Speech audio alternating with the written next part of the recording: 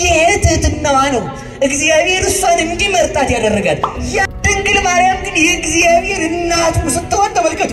ተሰደድ ስትባል እኔ አንተን ወልጄ ለምን ነው የምሰደድ? በፍጹም አመጣት። እንዲያው እንግዲህ በየት ሀገር ነው አሁን? በየትኛው ሀገር ነው ተወልጃለሽ ስትባል ያለ ወንድ መውለዷን ያመነች ሴት ታመጣላችሁ? እግዚአብሔርን ትንቢተ ኢሳይያስን እንኳን ስታነብ ድንግል ትጸንሳለች ወንድ ልጅ ትወልዳለች የሚለውን ስታነብ እንኳን ኧረ ይህች ድንግል ወልዳ ልጇን አዝዬላት ጭራሮ ለቅሜላት ውሃ ቀድቼላት ልብስ አጥቤላት አቀበት ቁልቁለቱን አዝዬ አውጥቼ አውርጄላት አለች እንጂ እኔ ብሆን የሚል የለባትም።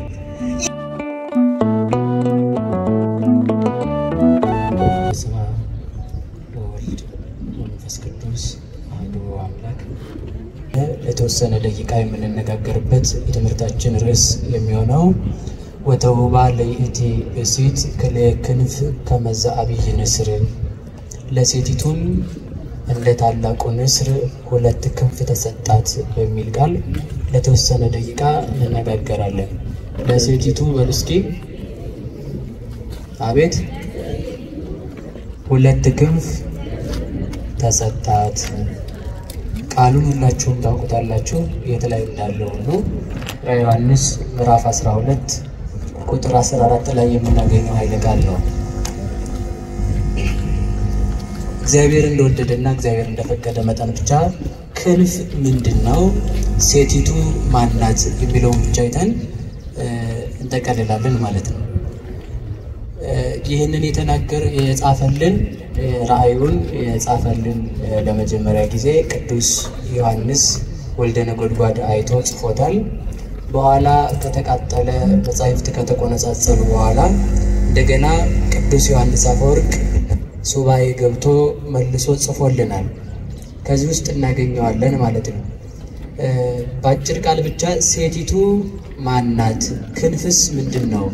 በዚህ ዓለም ክንፍ ያለ ሰው ታይቶ አይታወቅም ማለት ምናልባት ስልክ ላይ በስልክ በኮምፒውተር ክንፍ ሊሰራ ይችላል እንጂ ክንፍ ያለው ሰው አይተን አናውቅም። እና መጽሐፍ ቅዱስ ምንድነው እያለ ያለው? ክንፍ ያላት ሴት አለች አለ።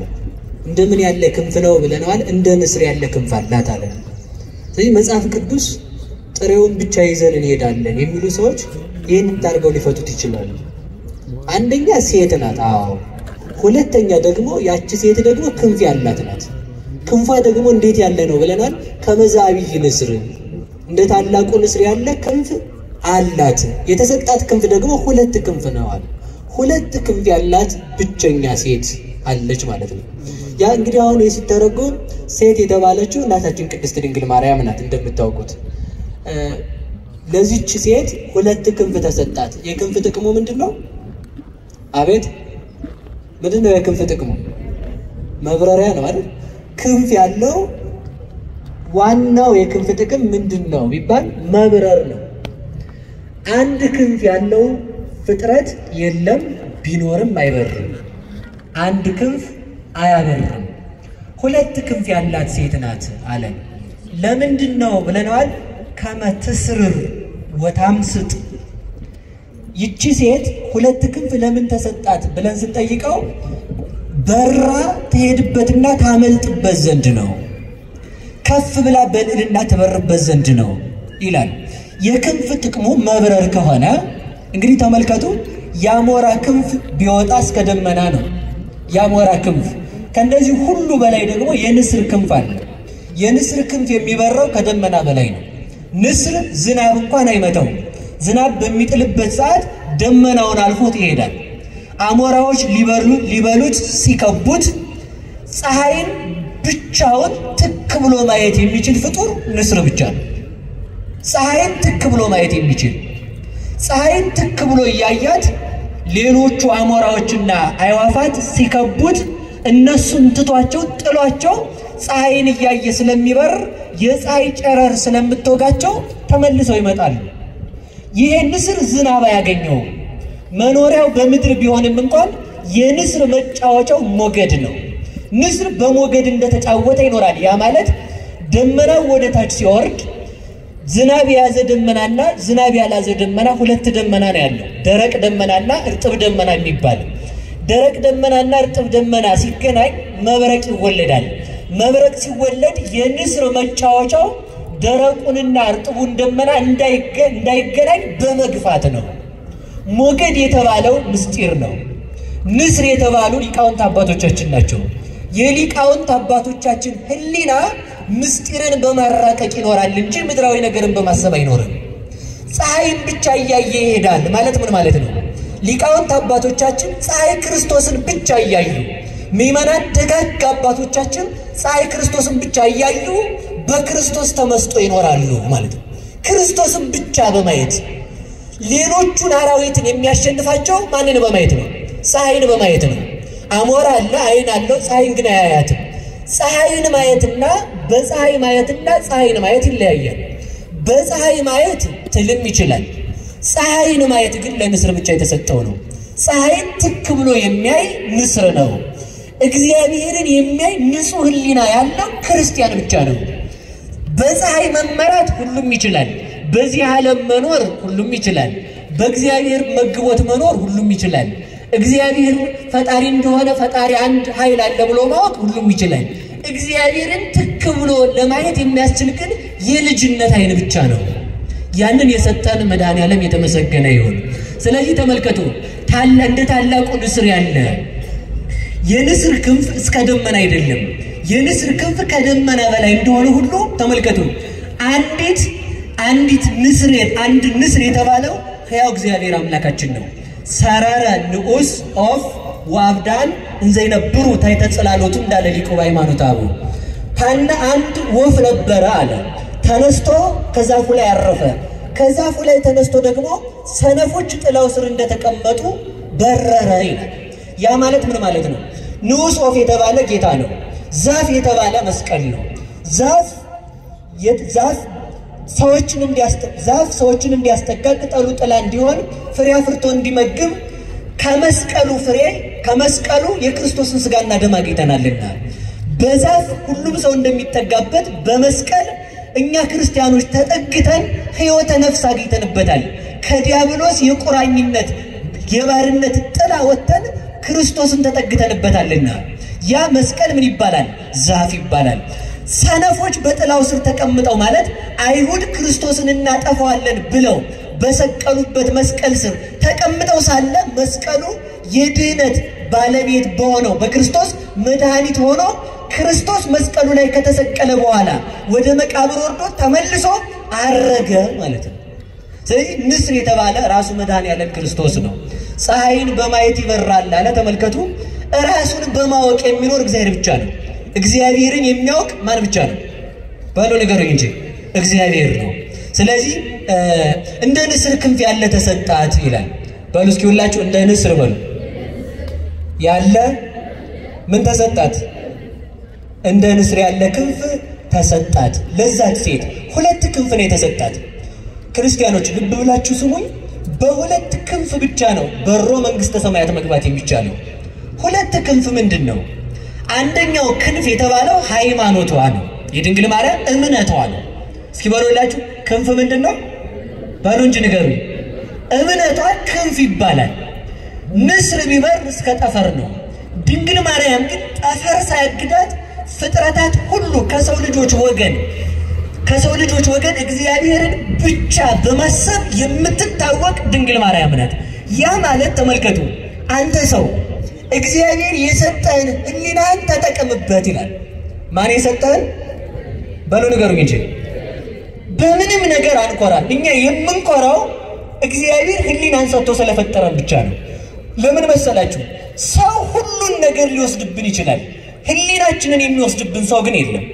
ሰው ቤት ውስጥ አሽኮ አካላችን እንዳይወጣ ሊቆልፍብን ይችላል። ህሊናችን ከኪሩቤል መንበር፣ ከስላሴ መንበር፣ ከኪሩቤል ዙፋን እንዳይደርስ የሚከለክለን ሰው የለም። ስለዚህ ያንን ህሊና ነው ድንግል ማርያም ያመጠቀችው። የሚመጥቅ ህሊና አለ፣ የሚወርድ ህሊና አለ። የሚመጥቅ ህሊና ሲባል ተመልከቱ፣ ቅዱስ ዮሐንስ አፈወርቅ እንዳለው ምንድነው? ንስር ቢበር እስከ ጠፈር ነው ይላል። እስኪ በሉላችሁ ንስር ቢበር በሉ እስከ የት ነው? አሁን ወፍ ፕሌን ቢበር እስከ የት ነው? ስንት ማይል ነው ወደ ላይ ከፍ? ስንት ጫማ ነው ርቆ ሊሄድ የሚችለው? በምታውቁት ልክ ተናገሩ። እኔ እንግዲህ ብዙ የጃላቅም የኔ ያልጫማ ሲባል ሰምቻለሁ። ብቻ ደመናን ነው ሊያልፍ የሚችለው፣ ከዛ በላይ ይችላል። እሺ ንስር ቢሄድ ደግሞ ሊሄድ የሚችለው እስከ የት ነው? እስከ ጠፈር ይሄዳል ማለት ነው። የንስርን ያህል እንኳን ማን መሄድ አይችልም። እኛ የፈለሰፍናቸው ቴክኖሎጂዎች ሁሉ መሄድ አይችሉም ማለት ነው። ከዛ በላይ ግን አስተውሱ፣ ንስር ቢበር እስከ ጠፈር ከሆነ ተመልከቱ፣ አንሰ አሐውር ሀባሉ ወልደ ጓለማያው ይነብር በየማነ አብ፣ እኔ የሚሄደው በአብ ቀኝ እስከ ተቀመጠው እስከ ማን ነው አለ? እስከ ወልድ ድረስ እሄዳለሁ። ንስር ቢበር እስከ ጠፈር ከሆነ ዮሐን ቅዱስ ዮሐንስ ወንጌላዊ የበረረው እስከ የት ነው ካላችሁ እስከ ሥላሴ ልብ ነው ብዬ መልስላችኋለሁ። እስኪ በሉላችሁ፣ እስከ ሥላሴ በሉ፣ ልብ በሉ እንጂ። ገብርኤል ቢበር እስከ ዙፋኑ ድረስ ነው። ንስር ቢበር እስከ ጠፈር ድረስ ነው።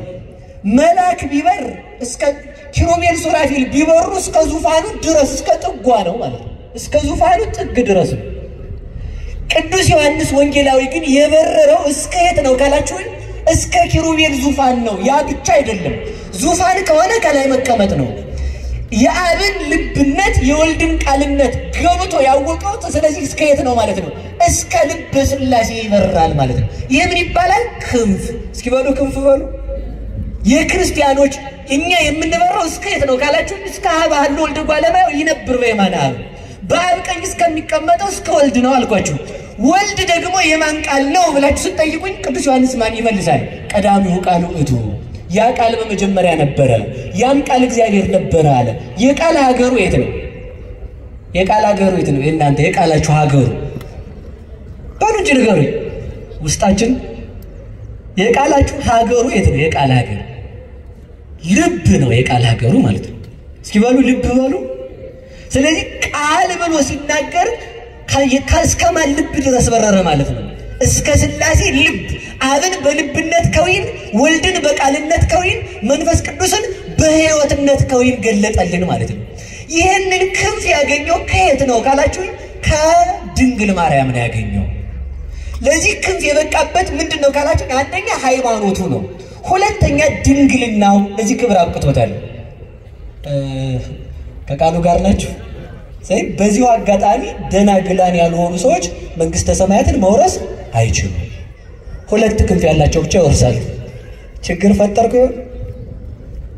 እስኪ በሉላችሁ፣ ድንግል ያልሆነ ሰው በሉ፣ በደንብ በሉ እንጂ መንግስተ ሰማያት አይገባም። በቃ ይሄ 4 ነጥብ የተዘጋ ነው ማለት ነው። ድንግል ያልሆነ ሰው መንግስተ ሰማያትን አይወርስም። ሁለት ክንፍ ምንድነው? አንደኛው ድንግልና ነው። ድንግልና ማለት ድንግልና ምንድነው ብላችሁ ጠይቁኝ። የሃይማኖት ድንግልና ከክህደት ንጹህ የሆነ ሰው ማለት ነው። ገብቷችኋል አይደል? ድንግል የሆነ ሰው ደግሞ መንግስተ ሰማያት አይገባም። እሺ መልሼ ስነግራችሁ እነዚህ 5ቱ ሰነፎች ደናግል መንግስተ ሰማያት አልገቡም ማለት ድንግልና ብቻውን አያድንም ማለት ነው። ድንግልና ምንድነው ካላችሁ ከክህደት ደናግላን የሆኑ ብቻ ናቸው መንግስተ ሰማያት የሚገቡት። በክርስቶስ ያመኑ የህሊናቸው ድንግልና በመናፍቃን ትምህርት በዚህ ዓለም ፍልስፍና ተወስዶ እግዚአብሔርን ያልካዱ ሰዎች ለመንግስተ ሰማያት ይበቃሉ። አንድ ክንፍ ድንግልና ነው። ሁለተኛ ክንፍ ሃይማኖት ነው። እስኪ በሉ ሃይማኖት በሉ፣ ክንፍ ነው። ቅዱስ ዮሐንስ ይህንን ትምህርት ያገኘው ከየት ነው ካላችሁ ከድንግል ማርያም ነው። እስኪ በሉ ከድንግል ማርያም በሉ። እንግዲህ መልሼ እሷ ጋር አምጥቼ ትምህርቱን እዚህ ላይ ልቋጨው ነው ማለት ነው። ሁለት ክንፍ የድንግል ማርያም አንዱ ክንፉ ሃይማኖት ብያቸዋለሁ። እስኪ በሉ ሃይማኖት ማለት ደግሞ ማመን ነው። እስኪ በሉ ማመን በሉ፣ በደንብ በሉ እንጂ በማን ማመን? እግዚአብሔር ይስጥልኝ። በእግዚአብሔር ማመን ማለት ተመልከቱ፣ በፍጹም በፍጥረታት ሁሉ ሊያደርጉት የማይችሉትን እምነት የፈጸመችው ድንግል ማርያም ናት። ማን ሁሉ አልኳችሁ? በዓለም ላይ ማንም ሰው ቢሆን ፍጥረታት እንኳን ሊቀበሉት ሊያስቡት የማይችሉትን ማለት ነው። እንዲያው አሁን ቁጭ በየት ሀገር ነው? አሁን በየትኛው ሀገር ነው ተወልጃለሽ ስትባል ያለ ወንድ መውለዷን ያመነች ሴት ታመጣላችሁ? በሉ ንገሩኝ እንጂ ይሄንን ለማመን ምን ያስፈልጋል? የሃይማኖት ጉልበት። እስመ ከመዝ አቅመ ሰናይታ ለሃይማኖት የሃይማኖት ጉልበቷ እስከየት ነው ብትለኝ እንደ ድንግል ማርያም ነው። እንዴት ሰው ያለ ወንድ መውለዱን እንኳን አምና ከፍጥረታት መካከል የተገኘችም ለመውለድም የተመረጠች እሷ ናት። ያለ ወንድ እንዴት እንደሚወለድ ምልክት ምሳሌ ሳይኖራት አምና የተቀበለች ናት። ይህ ነው ሃይማኖቷ የሚባለው። ለዚህ ነው ሊቃውንቱ ምን ይሏታል? ብጽዕት አንቲ እንደ ታምኒ ከመ ይከውን ቃል ዘነገሩኪ እምኀበ እግዚአብሔር። ከእግዚአብሔር ተቀብለው ከእግዚአብሔር አምጥተው ቃልን ሲነግሩሽ የምታምኚ አንቺ ብጽዕት ነሽ። እስኪ በሉ ከእግዚአብሔር አግኝተው በሉ የነገሩሽን ምን የምትይ የምታምኚ በሉ እንጂ። አንድ ክንፍ ተሰብሮ ነበር። ያ ምንድነው? የሃይማኖት ክንፍ። የሃይማኖትን ክንፍ የሰበረች ማናት? ሔዋን ናት። ሔዋን በቅጠል ተጠራጥራ በቅጠል እንኳን እግዚአብሔርን ማመን ሲያቅታት ያንን ተመልከቱ። ቅጠልን በመብላት እግዚአብሔርን የካደችውን ሔዋንን ተመልከቱ። እግዚአብሔርን ያለ ዘር ተወልጃለሽ ተብላ በሃይማኖት ምን ሆነቻት? ክንፍ ሆነቻት ማለት ነው። ሔዋን ህሊናዋ በመውረዱ ወደ ታች አወረደችን። ድንግል ማርያም ህሊናዋ ከፍ በማለቱ ወደ ሰማይ አወጣችን። ለዚህ ነው ሊቃውንቱ ምን ይላሉ? ሃይማኖት ክር ነው ይላሉ። እስኪ በሉ ሃይማኖት በሉ ክር ነው። ሃይማኖት ክር ሲሆን ትህትና ደግሞ ዘይት ነው። እስኪ በሉ ትህትና በሉ ዘይት። እሳት ለመንደድ ምን ያስፈልጋል? ንገሩኝ እንጂ ምን ያስፈልጋል? እሳት ለመንደድ ምን ያስፈልጋል? ዘይት። ነገሩ እናንተ ስቶቭ እየለኮሳችሁ የምትኖሩ ሰዎች በምን አውቃችሁ? ስቶቭ ነው የምትለኩሱት አይደል? ምንም ችግር የለውም እኮ እናንተ ጋር ማለት ነው። ይተመልከቱ ልንገራችሁ። አንድ ሻማ አንድ ዘይት አንድ ክር ለመንደዱ ወይም አንድ ፈትል ምን ይደረጋል መሰላችሁ? ፈትል ይፈትላሉ። ጥጡን እናቶቻችን ድሮ አይበለውና የዛሬዎቹን አይወክልም። ይፈትሉና ዘይት ውስጥ ያረጉታል። ከዛ ፈትሉ ስላለ መንደድ ይችላል? አይችልም። ምን ያስፈልጋል? ፈትሉ ላይ እሳት ያስፈልጋል። እሳቱ ስላለ ደግሞ ፈትል ከሌለ ነገሩኝ እንጂ ፈትል ስላለ ደግሞ ዘይት ከሌለ በሉ እንጂ መልሱልኝ። ፈትል በሉ እሳት ዘይት። ፈትል ሃይማኖት ነው። የድንግል ማርያም እምነቷ እስከየት ነው ቢባል ማንም ለክቶ ሊያውቀው ይችላል። ዝም ብቻ ነው ልንል የምንችለው ማለት ነው። ስለዚህ ተመልከቱ፣ ፈትል ሃይማኖት ከሆነ ያ በክሩ በዘይት ውስጥ ያለው ፈትል የተባለ እምነቷ ነው። ዘይት የተባለ ትህትናዋ ነው። የድንግል ማርያም ምን ነው አልኳችሁ? ዘይት ነው። ከዚያ በፈትሉ አናት ላይ እሳት ተጭሮ ወይንም እሳት ተደርጎበት በፈትሉ ላይ እሳት እንደሚነድ ተመልከቱ። በፈትሉ ላይ እሳት እየወረደ ወደ ታች ላለው ሰው ሁሉ እንደሚያበራ ሃይማኖት የተገለጠልን እሳት እግዚአብሔር ስጋዋን የተዋሃደላት አማናዊት ፈትል ድንግል ማርያም ናት።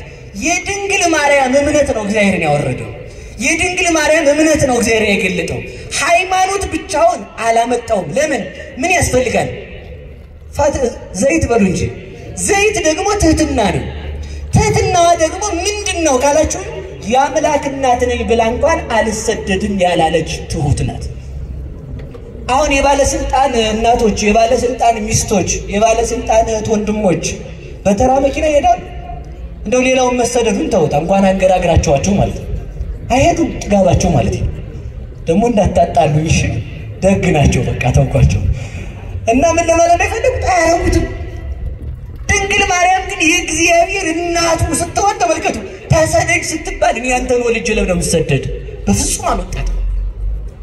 እግዚአብሔርን ትንቢተ ኢሳይያስን እንኳን ስታነብ ድንግል ትጸንሳለች ወንድ ልጅ ትወልዳለች የሚለውን ስታነብ እንኳን ኧረ ይህች ድንግል ወልዳ ልጇን አዝዬላት ጭራሮ ለቅሜላት ውሃ ቀድቼላት ልብስ አጥቤላት አቀበት ቁልቁለቱን አዝያ አውጥቼ አውርጄላት አለች እንጂ እኔ ብሆን የሚል የለባት። ይሄ ትህትናዋ ነው እግዚአብሔር እሷን እንዲመርጣት ያደረጋት። ያ ደግሞ ለምን መረጣት ከተባለ ደግሞ እንድትመረጥ ሆና የተገኘች በክንፍ ስለበረረች መሬት ተቀምጣ ጽርሐ አርያም የሚደርስ ህሊና ስላላት። እዚህ ዓለም ተመልከቱ፣ ሔዋን በገነት ሆና ወደ ሲኦል ስታወርደን ድንግል ማርያም በዚህ ዓለም ሆና ወደ ገነት ለመውጣት በቃን ማለት ነው። ለምን በሷ ላይ መጣ ካላችሁ ከቃሉ ጋር ናችሁ። አንድ ነገር ይናገራል ቅዱስ አባ ጊዮርጊስ ዘጋስጫ ድንግል ማርያምን እግዚአብሔር ወደ ሰማይ ሳያወጣ ወደ ምድር መጣ ይላል። ለምን ቢባል ተመልከቱ፣ ፋትሉ ከሱ ጋር ደርሷልና። በድንግል ማርያም ፋትልነት የመጣው ክርስቶስ ነው ለኛ ሊያበራልን የበቃል። ስለዚህ እሷን እያየ በሷ በብሪት እናቱ እምነት የሁላችን የክህደት እምነት ተቆረጠልን። የሷን ክንፍ እንዲሰጠን መድኃኒዓለም የተመሰገነ ይሁን። የሷን ያህል ባናምን በሷ እምነት ይመረናል። የኛን ክህደት ሲያየው የእናቱን እምነት አይቶ ይመረናል። ለዚህ ነው ቅድም እንዳልኳችሁ ምንድን ያልኳችሁ ደናግላን ያልሆኑ ሰዎች መንግስተ ሰማያት አይገቡም ማለት ከሃዲ መንግስተ ሰማያት አይገባም። የህሊና ድንግልና አለ፣ የማየት ድንግልና አለ፣ የመስማት ድንግልና አለ፣ የማሽተት አለ። ብቻ ወደ 8 አይነት ድንግልና አለ። እሱን አልዘረዝርም አሁን ማለት ብቻ የሥጋ ድንግልና ግን አይደለም። ይሄን እንድታውቁት ፈልጋለሁ። የምን ድንግልና ነው? በሃይማኖት ተጠብቀው የኖሩ ሰዎች ቢያንስ ምክንያት ድህን እመቤታችን አለቻቸው፣ ለመዳን ምክንያት አለቻቸው። ምክንያቱም የድንግል ማርያም የእምነቱ ኃይል በፍጥረታት አይመዘንምና እሷን የሰጠን እግዚአብሔር የተመሰገነ ይሁን። ስለዚህ ሁለተኛው ክንፍ የተባለው ደግሞ ምንድነው ካላችሁኝ ትህትናዋ ነው። እስኪ በሉ ክንፍ ምንድነው ንገሩኝ እንጂ። ትህትና ክንፍ ተብሎ ይጠራል። የድንግል ማርያምን ትህትና በአንድ ቃል ብቻ ልንገራችሁ። ሰዎችን ሲያሙ ሰዎች ይናደዳሉ አይናደዱ? ንገሩኝ እንጂ። እሺ እናንተን አሁን ብናማችሁ ትናደዳላችሁ አትናደዱ? እኔም ጭምር እንናደዳለን አንናደድም? ግን እኮ ይኸውላችሁ ሰው ምን ይላል መሰላችሁ? እኔ በፍጹም ያ ሳይሆን የሚያናድደኝ መታማቴ ሳይሆን እንደው በዚህ ነገር መጠርጠሬ ነው ይላል መልሶ ማለት ነው። እንዲያ እኮ አይደለም፣ ይሄም ትዕቢት ነው መልሶ ማለት ነው። በዚህ ነገር መጠርጠሬ በሌላ ተመልከቱ። ሰው ራሱን ሌባ ነኝ ሲል ራሱን የሆነ ነገር ፈልጎ ነው። በፍጹም እንዳንተ አይነት በከተማው የለም እንዲባል ፈልጎ ነው ማለት ነው። ድንግልም ሰው በሰራው ስራ እንኳን ተመልከቱ። ቅዱስ ዮሐንስ አፈወርቅ እንደሚለው አንተ ሰርቀህ ሌባ ነኝ በማለትህ ጻድቅ የምትሆን ከሆነ ጻድቁ ኃጢአት ሳይኖርበት ኃጢአተኛ ነኝ ሲል የሚያገኘው ክብር ምን ያህል እንደሆነ ታውቃለህ ይል። ሰው ሰርቆ እውነቱን እኮ ነው። ሰርቀህ ሌባ ነኝ ስትል ትክክል ነህ፣ ግን ኃጢአትህን በማመን ምን ታገኛለህ አለ። በሉ ንገሩ ክብር በሉ እንጂ። ስንሰደብ የሚያስጠላን ስንሰደብ ሰው ሲንቀን የሚከፋን ምን ስለሆነ ነው ማለት ነው? ስላልገባን ነው ማለት ነው። ክርስቲያን ማለት እንደሞተ ሰው ሆኖ የሚኖር ሰው ነው። እስኪ በሉላችሁ ክርስቲያን ማለት በሉ እንደሞተ ሰው ሆኖ የሚኖር። እንደሞተ ሰው ሆኖ መኖር ማለት ምን ማለት ነው? አንድ ብቻችን ልንገራችሁ። አንድ አባት አሉና ሊመነኩስ መጣ። አንድ ተማሪና ሊመነኩስ መጥቶ አባ እንደምን ዋሉ? እግዚአብሔር ይመስገን ልመነኩስ ነው የመጣሁት። እሺ ሄድና ሙታንን ስሰድባቸው ውለና አሉት። የሞቱትን ሰዎች መቃብር ያሉት እየሰማችሁ ነው። ማንን ትሄዳላችሁ? ጭንቅ እኮ ነው በእውነቱ ማለት ነው። ሰውን ማስተማር ራሱ በጣም ጭንቅ ነው። ምክንያቱም እኛ ገና አልገባም። መታዘዝ ተመልከቱ። መታዘዝ በጣም ትልቅ ጉልበት አለ። እምቢተኝነት መታዘዝ ተመልከቱ የማይቻለውን ነው የሚያስችለው። ድንግል ማርያም የማይቻለውን የቻለችው በምን ነው? በመታዘዟ እኮ። አንድ አባትም አድርገውታል። አንድ አባ ዮሐንስ የሚባሉ አባት ነበሩ። ጻድቅ ናቸውና አርፈዋል። እሺ በዚህ ዘመን ያለ ሰው አላልኩም አደራችሁ። እና እሳቸው አንዱን ተማሪያቸውን ሂድና አንበሳውን አባ ዮሐንስ ይጠራል ብለው ይዘውና አሉት። ሄደና ጎዳና ሲጀምር ቆይ አሉት። እሺ እንካ በእጅ ስጋ ያዝና ጆሮውን ይዘውና አሉት። ማንን ነው በሉ ንገሩ እንጂ ይቻላል? እሺ ብሎ ሄደ ማለት ነው። እሺ ስላለ ተመልከቱ ወይም የመታዘዝ ጉልበቷ ምን ያህል እንደሆነች አስቡ። እሺ ብሎ ሄዶ ስጋውን እያሳየ ተመልከቱ። ሊጎረስ እኮ ነው። ትሄዳላችሁ? ውሻ ራሱ ታመጣላችሁ እናንተ? እንኳን ውሻ ድመት አታመጡ እንዴ! ቀልድ ነው እንዴ? ተዋጭራለች ማለት ነው። ሄዶ ስጋውን እያሳየ አባ ዮሐንስ ና ብለዋል ብሎ ጆሮውን ይዞት መጣ ማለት ነው። የምን ጉልበት ነው ካልኩ የመታዘዝ ጉልበት። ሰው ሲታዘዝ ኃይልን ያገኛል። እየሰማችሁ ነው? መታዘዝ ተመልከቱ። ሕፃናት ላይ በዛውም ላይ አንድ ነገር ልንገራችሁ። ቅዱስ አባ ጊዮርጊስ ጋር ሲጨም ይላል አንድን ሕፃን ልጅ እናቱ ትታው ብትሄድ እባብ መጥቶ አብሮት ቢተኛ አይበላውም ይላል። እየሰማችሁ ነው? የዓመት ልጅ እንደው እባቡን ብድግ አድርጎ ጉርስ ቢያደርገው እባብ መርዙን እርጭት ቢያደርግ አይበላው። የሕፃኑ ደግነት የእባቡን መርዝ ያጠፋዋል ማለት ነው። ሰው ደግነት ነው ያጣው። ስለዚህ ተመልከቱ። ሄድና ምን አሉት?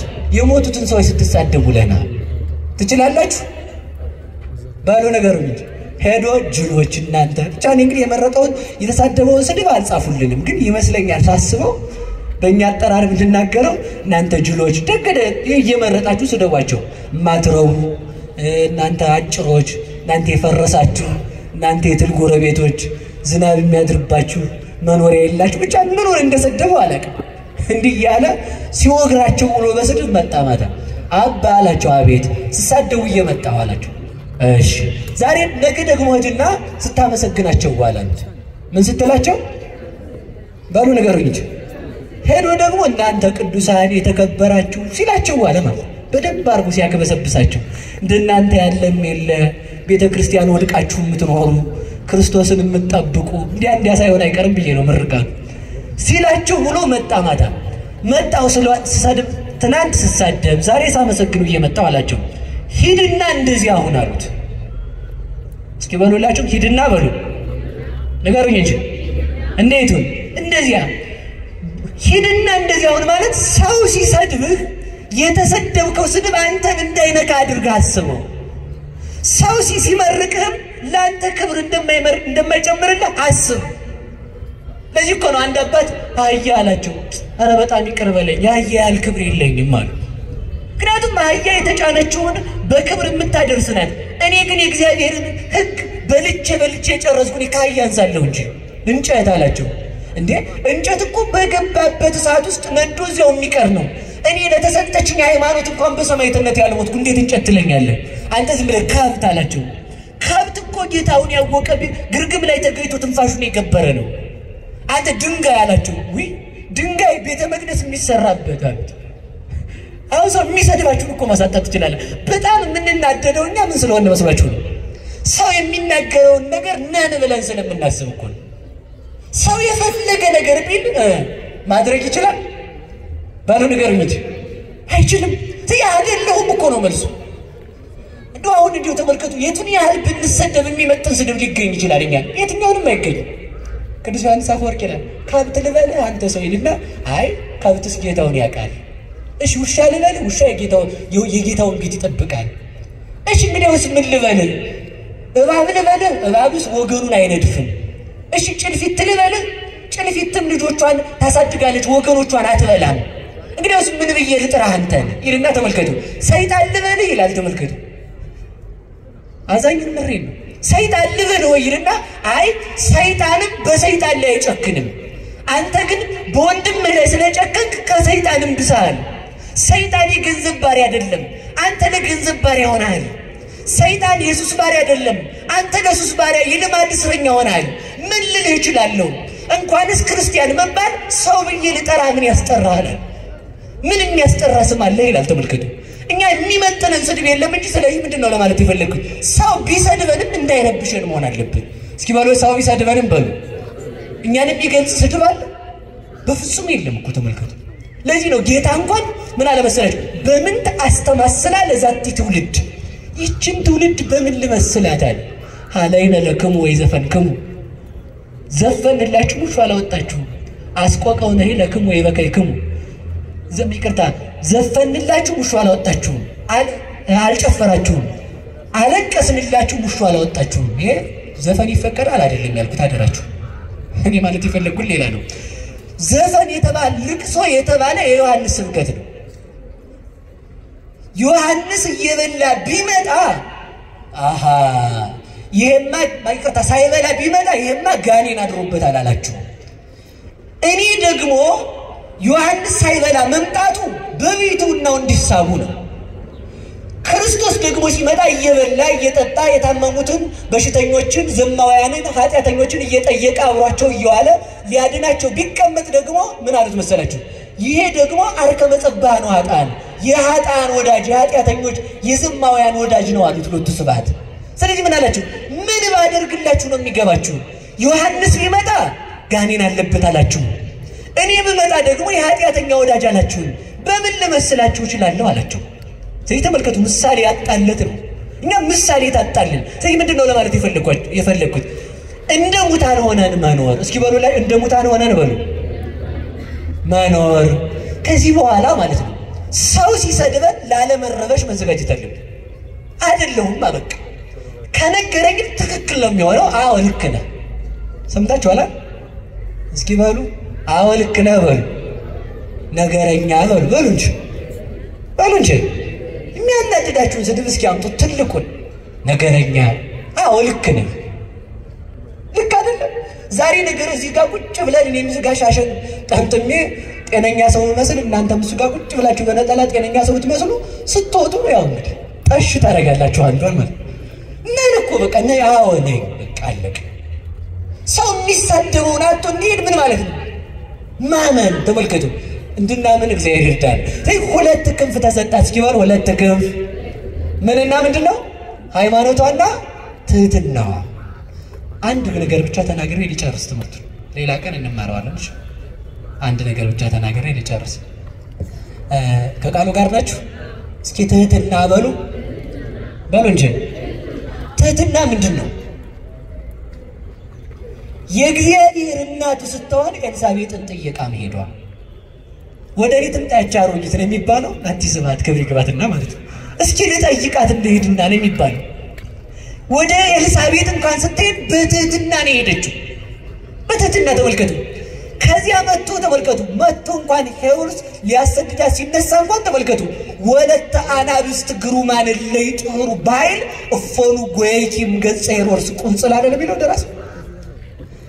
የዳዊት የሰሎሞን የታላላቆቹ ነገስታት ልጅ ስትሆኚ እንዴት አንቺ ከቀበሮ ፊት ሸሸሽ እንዴ? አንበሳ ቀበሮን ያሸንፋል እንጂ ቀበሮን ያሸሸዋል እንጂ ቀበሮ አንበሳን ያባረራታል እንዴ? ነብር ቀበሮን ያሸንፋታል እንጂ ቀበሮ ነብርን ታሸንፋለች እንዴ? በዚያውስ ላይ ተመልከቱ። የኃያሉ የአንበሳው የእግዚአብሔር እናት ስትሆን የንጉሥ ሰማይ ወምድር ማለት እኮ ነው። አንበሳ የምድር ንጉሥ ነው። እግዚአብሔርም እግዚአ ምድር ወሰማይ ነው። ነብር የጫካ ንጉሥ ነው። በዛፍ ላይ የሚሮጡ አያመልጡትም። ተመልከቱ። በስልጣኑ በየትኛውም በሰማይ በምድር የሚኖሩትን ሁሉ በስልጣኑ የሚገዛ የእግዚአብሔር እናቱ ስትሆኚ እንዴት የሚደክምና ትቢያ ትል የሚሆን ሰው አባረረሽ ይላታል። እየሰማችሁ ነው? ይሄ ምንድነው? መሄዷ መሰደዷ ትህትናዋ ነው። ከስደቷ በረከት እንድንሳተፍ መድኃኔዓለም ይርዳን። የእውነቴን ነው። በጣም ስናስበው የሚጨንቀን ነገር የለም። በጣም ስታስቡት ጭንቅ የሚሆን ሀገር አዝላ የተሰደደች፣ እንጀራ አዝላ የተራበች፣ መድኃኒት ይዛ የተቸገረች፣ ብርሃን አዝላ የጨለመባት ሀገር አዝላ ለሀገር ጥግ ልትሆነው ኦዘታ አርፎ ለዓለም ሁሉ ማረፊያ የሚሆን ልጅ ይዛ እሷ ግን ማረፊያ አታ የዞረች፣ ምግብ ተሸክማ እንጀራ የራባት፣ ውሃ ተሸክማ ውሃ የጠማት፣ ሀገር ተሸክማ ለሀገር ድነት የሄደች ድንግል ማርያም ናት። ለዚህ ነው ሁሉ ጊዜም ቢሆን አሁን በዚህ በማኅሌተ ጽጌ ሁሉ ጊዜም ስታስቡ አንድ ነገር ብቻ እንድታስቡ ፈልጋለሁ። አንድ ነገር ብቻ እንድታስቡ። እየሰማችሁ ነው? አሃዱ ነዳይ በሉት መስከታ ማን ነው ይሄ? አሃዱ ብእሲ ገዳመ ዘወፈረ። እስኪ በሉ አሃዱ ብእሲ በሉ ገዳመ ዘወፈረ ጊዜያ ነብብ ሰላመኪ በከመ ያለምድ ወትረ ንግሥተ ሰማይ ማርያም ወሪደኪ ምድረ እንዘ ተነስኢ እማፉ ጽጌረዳ ስባት ስሙረ ታምረኪ ዘርያንከራ። የመጨረሻዬ ነው። እችን ብቻ ትርጉማን ተናግሬ እኔም ቤቴ ሹልክ ብዬ እሄዳለሁ። ክፍል 2 ይቀጥላል ማለት ነው። እስኪ አንድ ሰው ነበረ አሁን በጽጌ አበባ ለምን እንዛለን? ስደቷን ለማሰብ። እስኪ በሉ ስደቷን በሉ ለማሰብ። እሷ ግንድ ስትሆን ልጇ ምንድነው? አበባ ስለሆነ ማለት ነው። እሷ አበባ ስትሆን ልጇ ደግሞ ምን ስለሆነ? ፍሬ ስለሆነ። አንድ ሰው ነበረ ለእመቤቴ ምን ላድርግላት ብሎ አሰበና ተመልከቱ 50 የጽጌረዳ አበባ ቆርጦ አክሊል ሰርቶ ስዕል አድኗ ላይ አክሊል ደፋላት። ስንት አልኳችሁ? ማይሌተ ጽጌ ተመልከቱ። የጽጌ አበባዋን ጽጌዋን ስደቷን በማሰብ ያንን ደፋላት። አበባ ክርስቶስን የወለድሻላት። እንዲህ አበባ ለምን አልነው? አበባ ዝንብ ቢያርፍ ትንኝ ቢያርፍ ቀንዳውጣው ቢመጣ ከብቱ ቢያሸጣት ማትቀየም። ዝንብ ሽንት ቤት ቆይታ መጣ እዚያ ላይ ታርፋል። ንብ ደግሞ ማይሰራው በላ በታስንቀስማ ዝም ክርስቶስ ኃጢአተኛ አምላክ ሲለው የማይቀየም የአበባ የክርስቶስ እናቱ ማለት ነው። ተመልከቱ 50 አበባ ደፋላት። ከዛ መጨረሻ ላይ የአበባ ወራት አልፎ አበባ ሲደርቅበት ምን ላድርግላት ለእመቤቴ ይላል። እስኪ በሉላችሁ ምን ላድርግላት በሉ። ለሃይማኖቴ መሰረት ሆነች ምን ላድርግላት አለና ተመልከቱ አንድ ነገር አሰበ። ባይሆን 50 ጊዜ ተፈስሒ ልበላት። እስኪ በሉ በሞት ያፈርሰውን በሉ አንድ ጊዜ ብቻ ተፈስሒ በሉ እንጂ በቃ 5 ካረግነ ይብቃን ባይሆን እንዳያለቅ ሰዓቱ ማለት 50 ጊዜ ሁሉ ጊዜ ተፈስሒ ይላታል እየሄደ በ50 አበባ ልክ ማለት። ከዛ እንደዚያ እያላት ሲኖር አበባ ከዕለታት በአንድ ቀን መንገድ ሲሄድ ተፈስሒ ሳይላት ረስቶት ሄደ። ተፈስሒ ሳይል እመቤታችንን ማለት ነው እንደኛ። ከዛ መንገድ ላይ እንደሆነ ተመልከቱ ጫካ ውስጥ እንዳለ ሽፍቶች ከበው በጦር ሊገሉት ግራና ቀኝ ጦራቸውን እያመቻቹ ሳለ ለካ እመቤቴን ተፈስሒ ረስቸዋለሁ ይልና ልብሱን ያሸርጥና ስላድኗን ከፊት አስቀምጦ ተፈስሒ ይል ጀመረ። የት ውስጥ በሞት ነገር ማን አለች ግን እዛ በቃ ማን ከቦት ነበር? የድንግል ማርያም ስዕል አለ። ማን ከቦት ነበር? ሽፍታ ከቦታል። በምን ሊገሉት? በቀስት ማለት። ከዛ ተፈስሒ ይላል ዝም ብሎ። ከዛ እመቤታችን ወርዳ ተመልከቱ ካፉ ያ ቀድሞ ለሷ የሰራለት የጽጌረዳ አበባ ካፉ እየወጣ በእጇ 50 ጊዜ ስትቀበለው ሽፍቶቹ አዩ። ያንን ስላዩ ሽፍቶቹ አርፈው ቁጭ ብለው ተመልከቱ ለእመቤታችን ሰግደው መጨረሻ ላይ ተፈስሒ ጨርሶ አቡነ ዘበሰማያት አስሮ ተነስቶ ሊሄድ ሲል ሽፍታዎቹ መተው ሰገዱለት። ከዛ ሲሰግዱለት ምን አላቸው መሰለኝ? አንተ ሰው ማነህ ግን የት ሀገር ጻድቅ ነህ አሉት። ኧረ ተውኝ ወንበዴና ማረባ ኃጢአተኛ ሰው ነኝ አላቸው። አይ አይደለም ካንተ ጋር የነበረችው በደመና ያረገችው መላእክት ከበቧት ማናት? 50 አበባ ካፍ እየወጣት ስትሰጣት አይተናል ለኛም ስጣን አሉት። መተው ማለት ሲሉት ምን አላቸው መሰላችሁ? አይ እንግዲያውስ ምን እያረክ ነበር ካላችሁ እኔ እያልኩ የነበረው ተፈስሒ ነው። እስኪ በሉ ተፈስሒ በሉ። ያንን ምስጋና ለመስማት መላእክት ከሰማይ ይወርዳሉ። ይህን ምስጋና ለመስማት 12ቱ ነገደ መላእክት ሲወርዱ ወደ ቅዱስ ዮሐንስ አፈወርቅ ቤት ሲሄዱ አባ ማርዳሊ የሚባል አባት አግኝቷቸዋል። የት ትሄዳላችሁ አላቸው። ተፈስሒ ሲተረጎም ልንሰማ እመቤታችን ትተረጉምልን። እሺ ተመልከቱ የመጨረሻው ምንድነው ልላችሁ የፈለኩት? ከዚያ ተመልከቱ ያንን ሰውዬ ሊገሉት የመጡት ሽፍታዎች ሰገዱለት። አራዊት ከጫካ ወጥተው ሰገዱለት። ከዚያም በኋላ ምን አሉት? እባክህ በአንተ ሃይማኖት እንድናምን እርዳን አሉት። ከዚያም በኋላ አምነው ጦራቸውን ትተው ወደ ምንኩስናቸው ይሄዱ ይላል። የድንግል ማርያም ታምር እንዲህ ያደርጋል። ለዚህ ነው ዛሬ አበባ ይዘን ጽጌን የምናከብረው። የጽጌ ማህሌት ብለው ሊቃውንቱ በማህሌቱ የጽጌረዳ አበባ የሚይዙት ለጌጥ አይደለም። መልኩ ሲያበቃ ዚሁ ይተካል። አዳም ከተፈጠረ በኋላ ሔዋን ተፈጥራለችና ድንግል ማርያም ከመጣች በኋላ ክርስቶስ ተገኝቷልና መልክ የአዳም ምሳሌ ነው፣ ዚቅ የሔዋን ምሳሌ ስለሆነ ማለት ነው። ስለዚህ 2 ክንፍ ተሰጣት በሉ እስኪ በሉ በሞት ያ 2 ክንፍ በሉ ተሰጣት። ስንት ክንፍ? ስለዚህ ተመልከቱ በዚህ በ2 ክንፏ በሃይማኖቷ የኛ ክህደታችን ሲያስቸግር የድንግል ማርያምን ሃይማኖት እምነት አይቶ ይምረናል። የኛ ምግባራችን ጎደሎ ሲሆን በድንግል ማርያም ምግባር ይምረናል። የኛ ድንግልናችን ሰባራ ሲሆን የድንግል ማርያም ድንግልና ጥላ ይሆነናል። የኛ ተመልከቱ አዘዋሪነታችን ከእግዚአብሔር ቤት ሲለየን የድንግል ማርያም በቤተ መቅደስ ጸንታ መኖሯ ተስፋ ይሆነናል። ተሰዳ ስደታችንን የመለሰችልን ከዘንዶ ያመለጠችበት ማለት ዲያብሎስ ሳይገዛት ከእግዚአብሔር ጋር ተዋህዳ በሐሳብ የኖረችው ድንግል ማርያም በሃይማኖትና በትህትና ነው። የሷ ልጆች ያደረገን እግዚአብሔር ይመስገን። ወስብሐት ለእግዚአብሔር። ይቆየን።